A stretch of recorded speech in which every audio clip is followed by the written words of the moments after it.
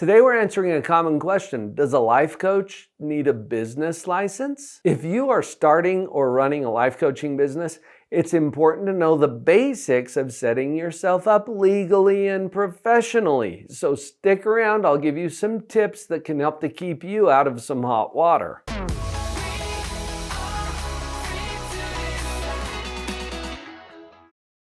First of all, let's make a distinction between a business license and a professional license. The purpose of this video is to talk about the business license, which is a requirement of a municipality or a city or a jurisdiction where you're operating a business of any kind.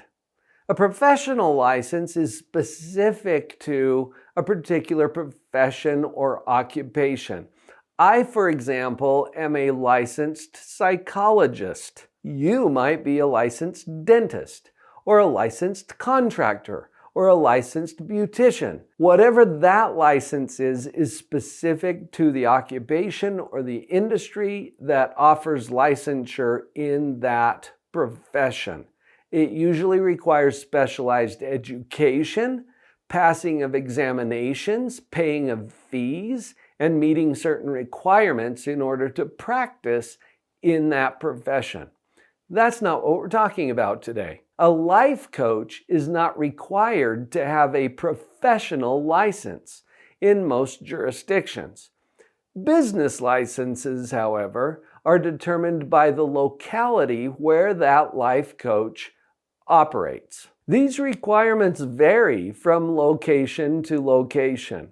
So it becomes very important for you to check your local requirements. A great place to start would be checking with your city or county offices where you reside. This is probably the fastest way to determine whether a local business license is required for you to operate as a life coach. Most cities require at least a basic business license to operate a home-based business. And this includes businesses that provide services online.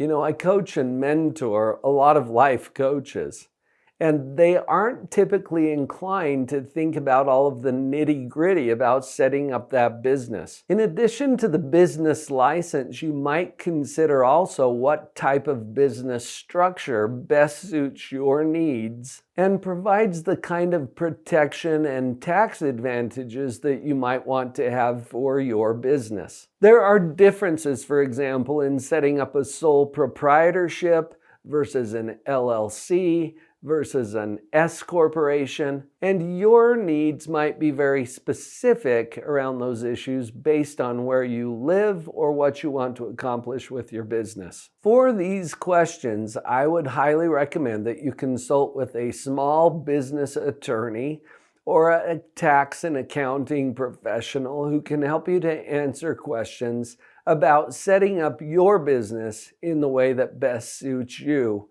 and meets the needs that you're anticipating you will have in the future. Besides providing for you structure and protection, taking these steps to make sure that you are set up appropriately can help to convey confidence to your clients. I think it speaks to a coach's trustworthiness and credibility that they have dotted all of the I's and crossed all of the T's in taking care of setting up their business in a way that allows them to operate both legally and professionally.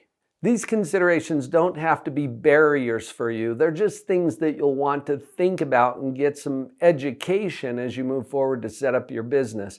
There are resources available like score.org, which is a website that is set up to help small businesses answer questions just like this.